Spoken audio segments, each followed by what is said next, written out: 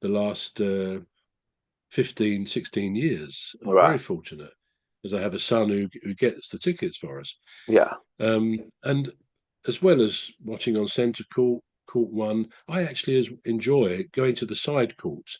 And Right. the women's game is a very, very powerful game. And I don't say that in any patronising way. Yeah. It's great to watch. I mean, men's game is powerful, but when you see the women's game serving and you're very close up to the side of the court, they are pretty much as powerful as the men. I mean, the rackets are strong these days, but they are incredible. The power and the ability of men and women tennis players. So I have no objection about equality, Yeah. but the fact is, people tend to pay more for the men's games. Where it's just a women's competition, they get crowds there, but it's not as good.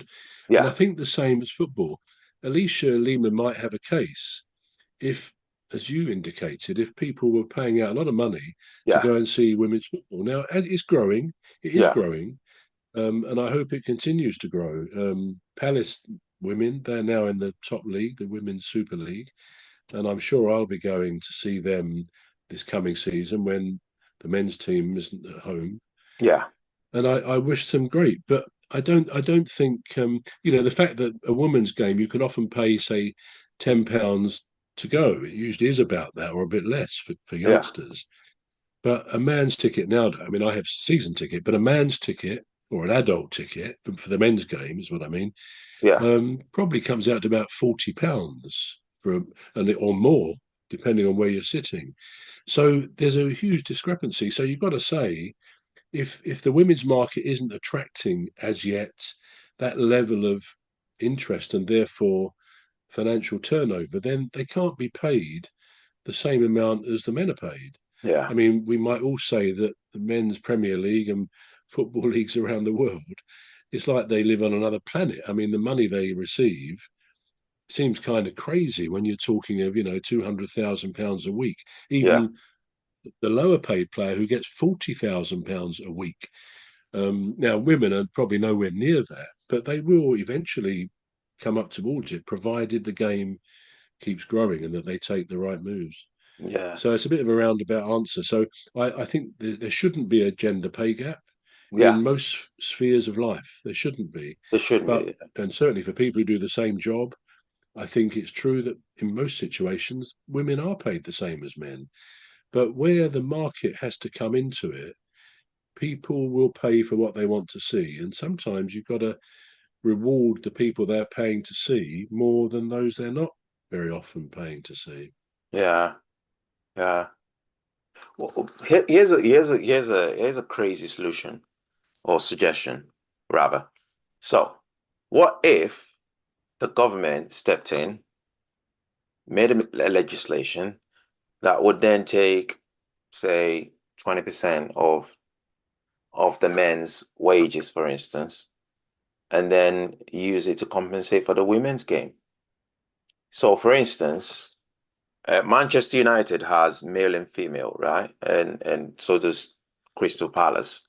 So if they took 20% off the total wages before it's paid out as deductible, and then use it to compensate the female team, for instance, and that could boost their wages.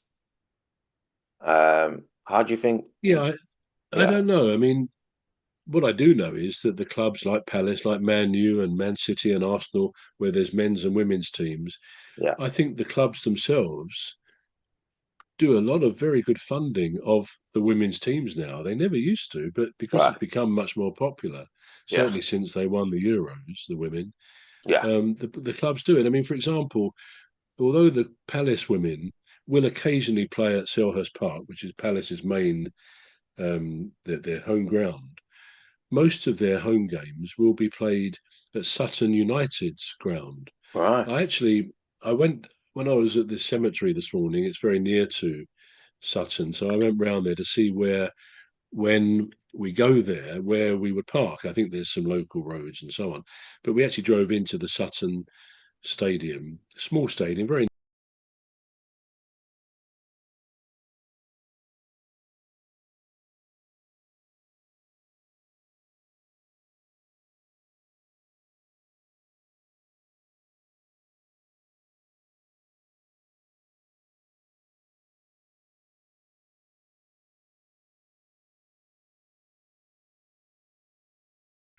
when we go there, where we would park, I think there's some local roads and so on, but we actually drove into the Sutton Stadium, small stadium, very nice and just a very good small stadium.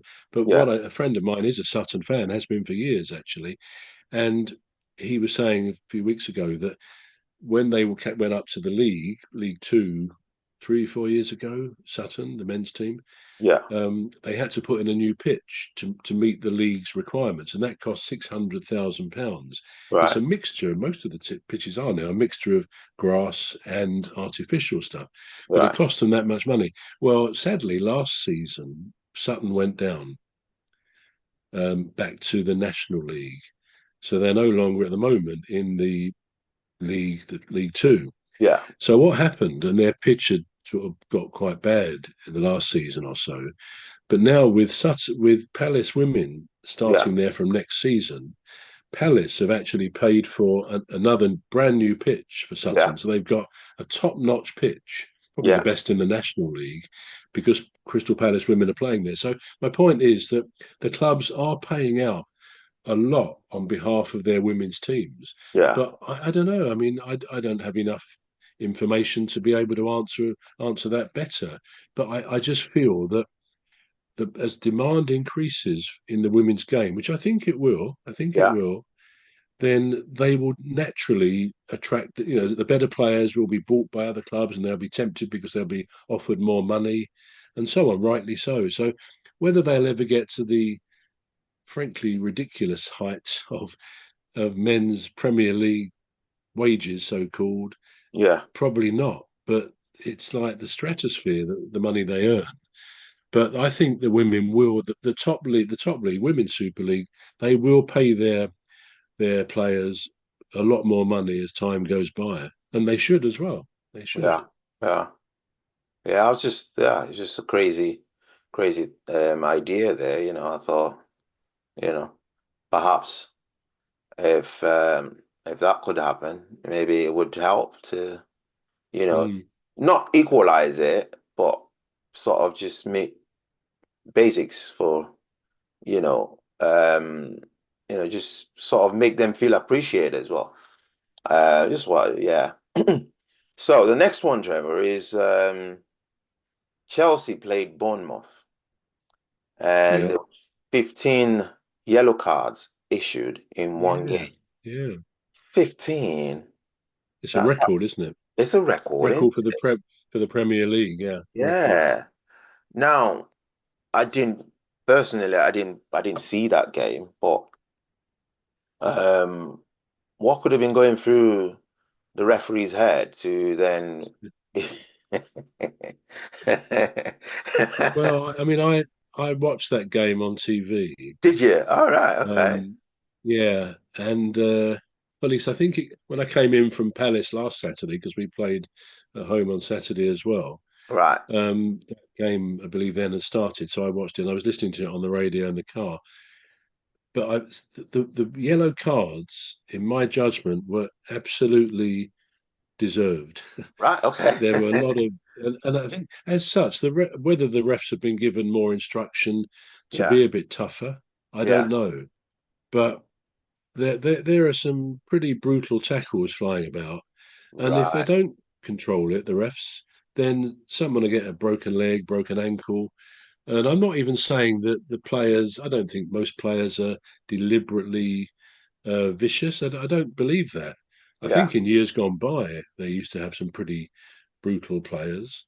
But nowadays, they don't get away with too much. But there's still, it's a tough game, as I said earlier, very tough game, and you've got to get every ounce of talent, of energy from every player because they're all measured. They wear these things which monitor how far they run, what their blood pressure is, and all the rest of it.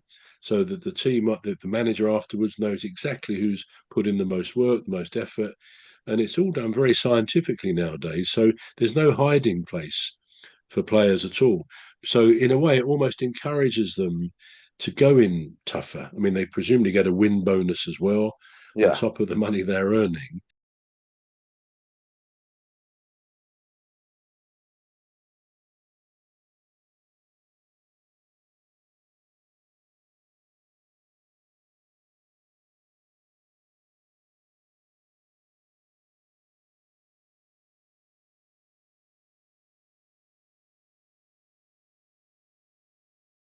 So they will go in hard. And I think referees are probably picking up on that and saying, well, if you do that, you're running the risk of getting another yellow and being sent off.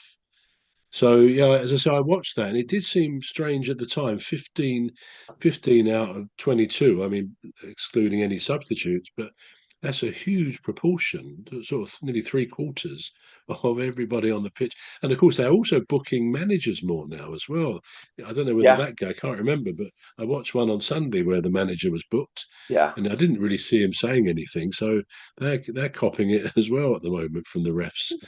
But yeah, no, I did see that game, and I'm not surprised, and it may go on because most seasons, I think the FA, Premier League, they give their refs some fresh instructions to sort of focus on this or that or the other, and usually it makes some positive difference. I think. Yeah, I mean, on the face of it, it does sound like you're saying that the referees got the FA backing to, Yeah, for issuing those absolutely. cards. I think they have. I think they have.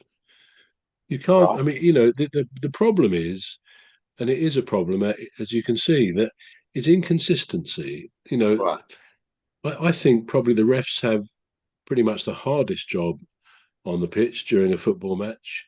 It's one thing for the crowds to sing the usual songs against the referee. You don't know what you're doing.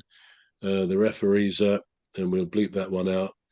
Um, and it can't be pleasant for them, but I suppose it goes with the territory. They know they're going to get that.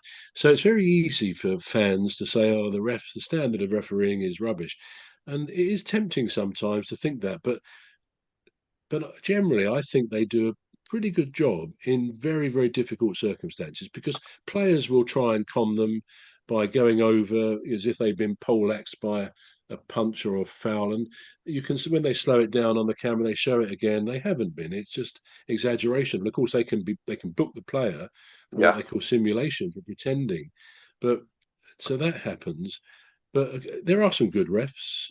Any ref will make a mistake here and there, and of course we have the added thing of VAR, yeah, which brought in to improve things. And I'm not sure it has done that completely in the Premier League yet. Maybe it will get there. But no, I think refs generally do a pretty good job. I yeah. do. Yeah, well, I quite agree with you on that, but 15 yellow cards, I think is big. Yeah. I think he might be going for the record. Well, that was a record. It's Well, never it been is. never in the Premier League before, and the Well, Premier League's been going. How long's the Premier League been going? I think Sky got it started in 92. yeah, 92. Wow, that's 32 years ago. It's incredible. And of it- course, I suppose for the first 10 years, you still see games from those times, and the pitches don't look great. You go no, back a good few years, and the pitches were like mud yeah, baths. yeah, But it's really, the last 20, 25 years, the pitches are perfection. They look like a Wimbledon tennis court. They're like snooker tables. So it's much easier, you'd think, for players of today to be able to play great football going back to when the pitches were like mud baths in the winter. yeah, And they were still some very good footballers like George Best and all the rest of them. But yeah, nowadays the pitches they're beautiful. I go into Palace every other week, sometimes twice a week, like this current week, last Saturday and this Saturday, and it's actually it's brilliant to see the quality of the pitch. Even though there's other games played on it and so on, it's perfect. it And there's is. obviously great technology with pitches and grass nowadays. Incredible Absolutely. how improved. Superb to Yeah. see it. I was going to say about the technology. Yeah, yeah. The technology's come a long way, ain't it? Yeah, It it has has. really come a long way. Yeah. Now the next one, Trevor, is uh, Everton. Yeah, They still, they lost. there was a Yeah, repeat of the same sort of game. So they were yeah, 2-0 yeah, up against the Aston Villa, and then lost by 3-2 twice. You yeah, know, Yeah. Uh, Well, yeah, that's right. And the penalties. Did you see the penalties last night? from Yeah, against Southampton, wasn't it, in the cup? all right. No, They I didn't see that. Yeah. Southampton won the penalty because it was a draw, and then Right. penalty shootout. Southampton won it 6-5. Right. So yeah, they're out of that Caribou Cup as well, Yeah, they're and that not. was a home game for them. A home They're game not. for them, and you wonder if Sean Dyche is going to Yeah. last there. Yeah. You know, it's not going at all well for them. Not, I It's, don't think they it's got a point yet, have they? I don't think. no, No. no, I don't think it's I think the last time I checked, I think they were two from the bottom, Yeah. Well, they're on certainly down there. the Yeah. league table. Yeah. So, Yeah. it's I don't know how you can be 2-0 up and then Yeah. lose And by three lose goals. It's like, lose 3-2, and that was they were 2-0 up in the yeah, 87th minute. yeah, 87th minute, yeah. and they lost 3-2. And they I lost mean, 3-2. there's no excuse for that in professional football at that level. No. If they were 2-0 up, you should be able to shut up shop for the. Okay, it wasn't 3 minutes to go. There was probably another 5 or 6 minutes added I did, yeah. time. But even so, to give away three Three goals, goals, and yeah. that would have been their first 3 points. I mean, they would have been up the table a bit now. Yeah. And they probably will start to win some games. They've got some good players, but it's not looking good for the manager, really. Not Not at it's all. not it's not looking good at all for them, is it? And to think that they did a repeat of it again, I was watching it and I'm thinking, I was watching Yeah, the game against Bournemouth, and I'm thinking, right, yeah, okay, so they're actually going to win this one this time, you no, know. they And didn't. then they allowed the first goal in, and the second goal, and I'm thinking, surely not the third Yeah, goal. yeah, And lo and incredible. behold, they let the third goal in. It's the same pattern, same pattern. Yeah. So there's something seriously wrong there. There's something that they need to address. And how about Aston Villa last night? Well, I didn't see the score. What was that? All right, yeah. I can't remember now, but I think they won by 3-2, 3 goals to 2. Yeah. Now, top of my head, I can't really remember who they played now, No, but there were a lot of games last night, and I don't remember all the yeah, there, scores. there was quite a lot of games last night, yeah. But I think Aston Villa is actually one of the teams to watch for this season. Yeah, Because, I think you're right. yeah, because I think they're going from strength to strength, aren't they? You know, they're not Yeah. afraid to they're not afraid to concede, but then, they go forward to Mm. then score their own goals as well. So, that's why I'm thinking, there might be a team to watch out for. Well, they've Uh, got Ollie Watkins, who's a very yeah, natural it is goal good. scorer. It is He's good, very yeah. good. Ollie Watkins, And their yeah. manager, the former Arsenal manager, wasn't he? I can't think of his name at the moment, but I think he's a very good manager. He's very astute. He knows the game. You can see his what's the word? His energy, not his energy, his pure determination. All he's focused on at the side of the pitch. Sometimes he runs down the side if they score. He's focused on nothing else but that game and what his players are doing. You see his emotions. He gets uptight, he gets angry, Yeah, but he's well contained. And I think he's a big part of why they are now becoming a bit of a force. I think that, as you say, I think they'll be up there in the certainly maybe fifth or sixth at the end of the season. I don't really yeah. see them much higher than that, perhaps, but I think they'll do okay. And And their what's oh, and their I was trying to goalkeeper. think of his name. It came to me then, but All yeah, right. go on. Yeah, and the goalkeeper as well, Emiliano, what's his last name? But Yeah, I know who you mean. yeah, Um, he's a really good goalkeeper as well, into their goalkeeper. he is well, of course, he's an Argentine, isn't he? Yeah, He won the World Cup, didn't he? yeah. Well, no, what I'm saying. Copa. Is it the Copa Yes, he did. America? He won Yeah, the World Cup. Yeah, yeah, no, the World Cup going back a year or two ago. yeah, Like the guy who played for Brighton, who now plays for Liverpool, um, McAllister. Yeah, he was another winner of the World Cup. yeah. And the Villa goalkeeper, as you say, I think he's a very good goalkeeper. I'm not so He's a sure bit. about his temperament. because he can be a bit over the top sometimes. I think he Right. was. He won the. I think he won the goalkeeper of the tournament, didn't he? He did. When Argentina won it, Yeah. um, and he they get a goalkeeper, a model of a glove, and he was sort of. Well, I won't just say what he was doing, but he was being a little bit rude, shall we say, with this glove, almost sort of putting two fingers up to the opposition, which I did find a bit strange. But yeah, what you got to say for him is that he's fiercely, wants to win, like Yeah. like most professional footballers in the Yeah. Premier League.